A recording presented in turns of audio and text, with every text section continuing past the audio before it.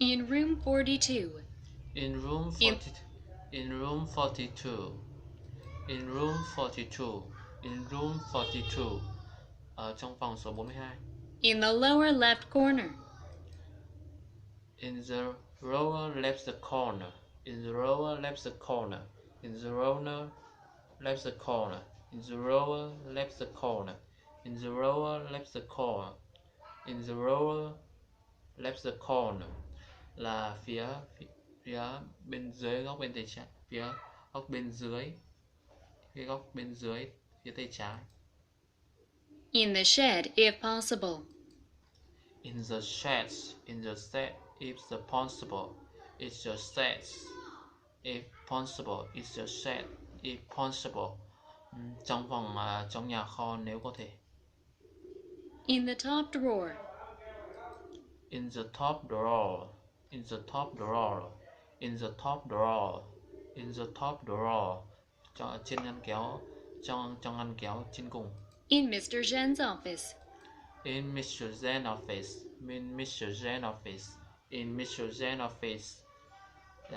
Trong cái văn phòng của ông Zhen. She lives in Orange County.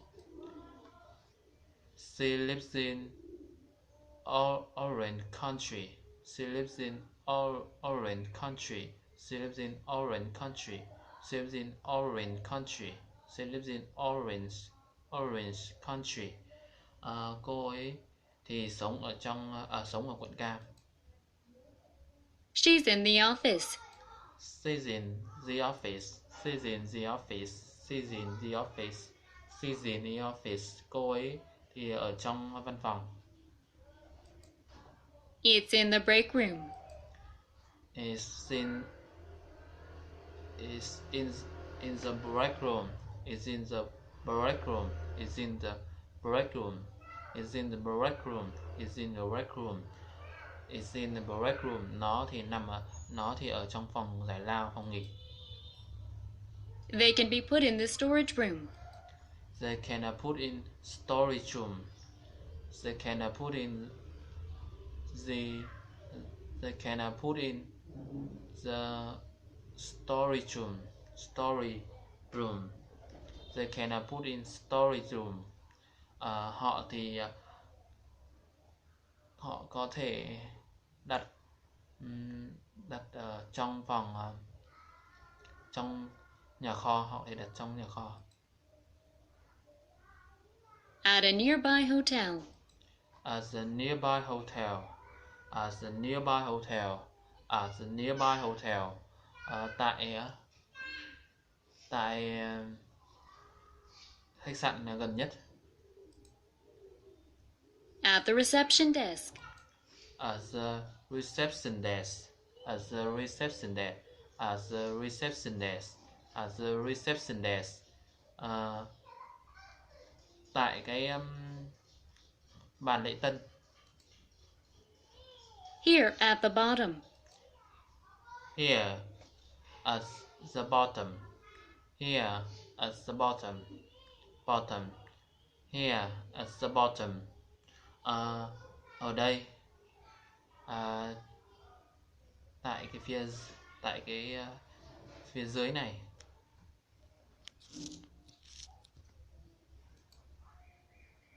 She's working at the gallery.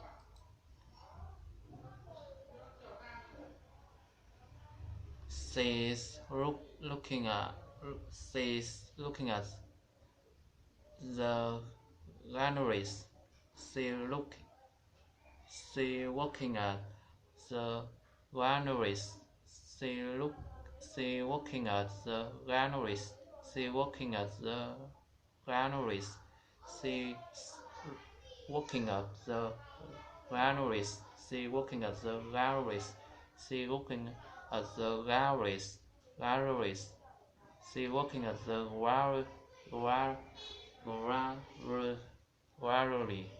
She working at the gallery. She working at the gallery. Cô ấy thì là làm việc ở cái phòng trưng bày. Tại cái phòng trưng bày. At the top of the form. At the top of the form. At the top. At the top of the form. At the top of the form. At the top of the form. Phía trên đầu của biểu mẫu. On the right side. On the right side. On the right side. On the right side. On the right side. On the right side là phía bên tay phải. On Maple Street. On the Maple Street. On the Maple Street. On the Maple Street. Trên cái phố Maple. Try the shop on 7th Street.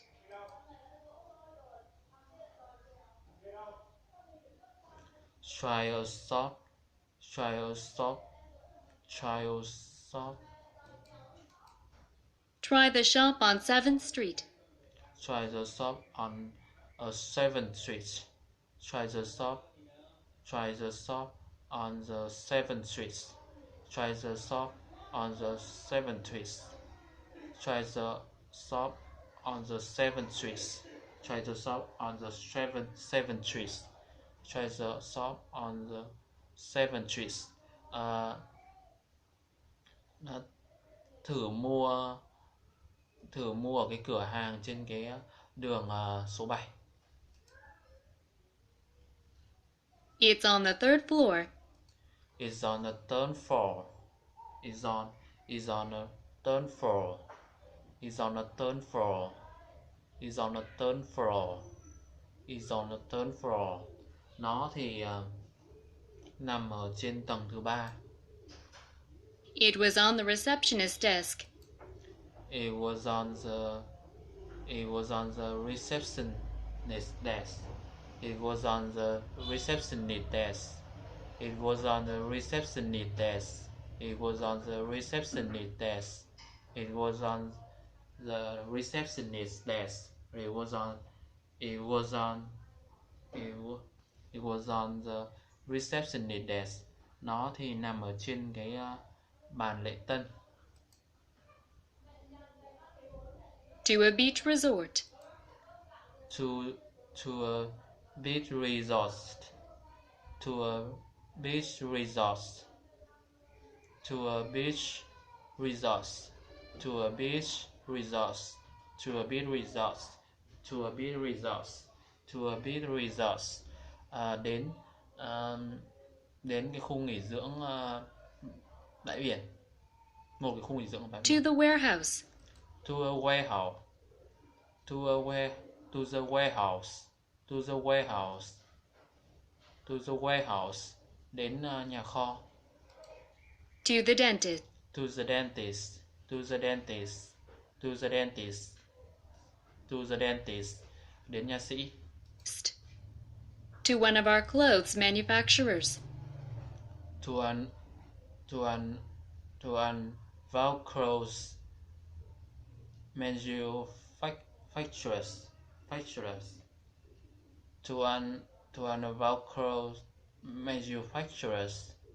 To an Velcro's manufacturers. To an Velcro manufacturers. To an Velcro's manufacturers. To an Velcro manufacturers. To an Velcro's. To an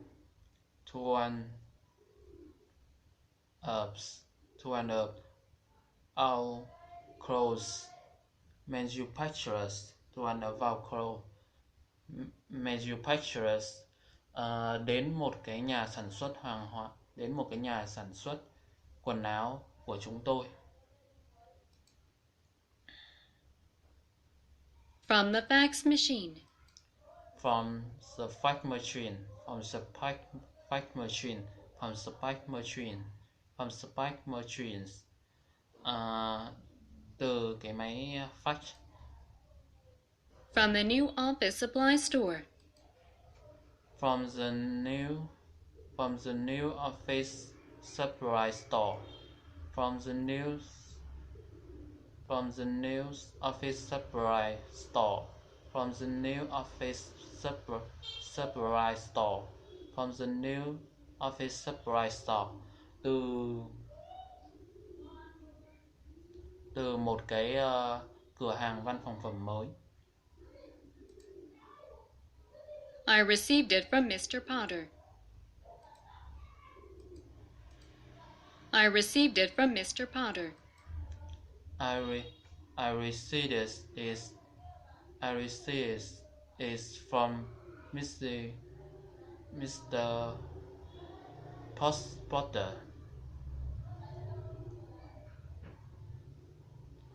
I received it from Mr. Potters. I received it from Mr. Potter. I received it from Mr. Potter. Tôi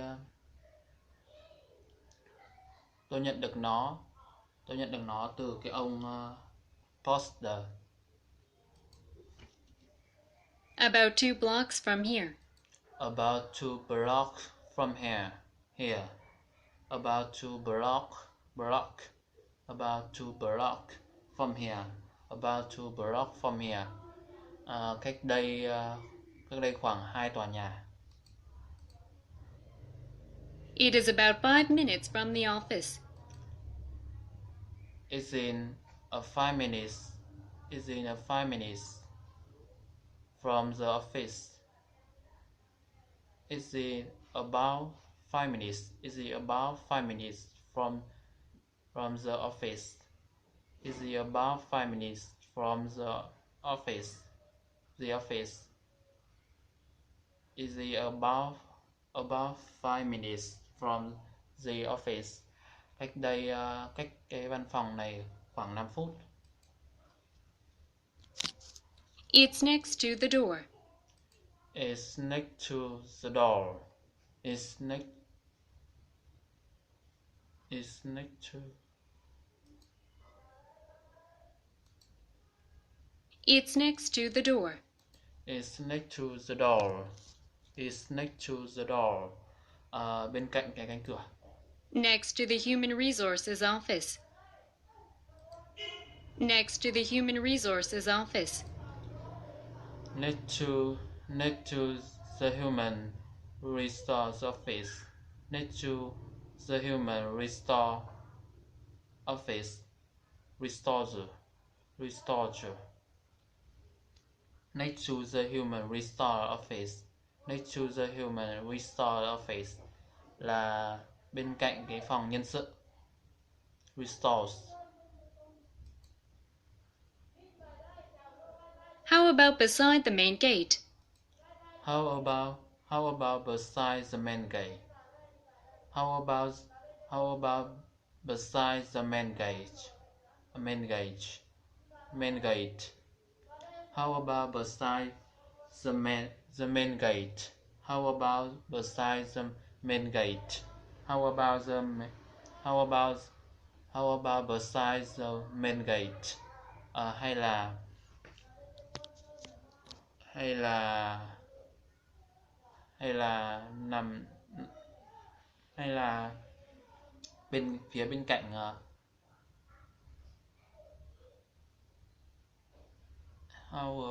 hay là phía bên cạnh cái cổng chính. Why don't you go across the street? Why don't you go? Why don't you go?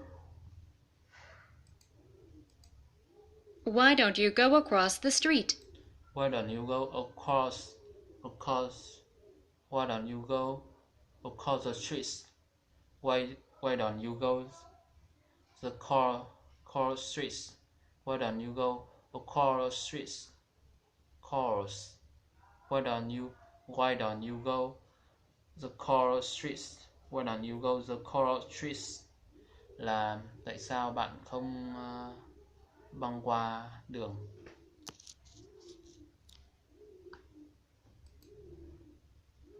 It's across from City Hall. Is across from City Hall. Is across from City Hall. Across City Hall. Is across from City Hall. Across from City Hall. Is across from City Hall. Across from City Hall. Across from City Hall. Là nó thì nó nằm đối diện với cái tòa thị chính. In front of the bank. In front of the bank. In front of the bank. In front of the bank. Phía trước ngân hàng. Outside the building. Outside the building. Outside the building. Outside the building. Phía bên ngoài của tòa nhà. I think it's near the library. I think it's nearby library.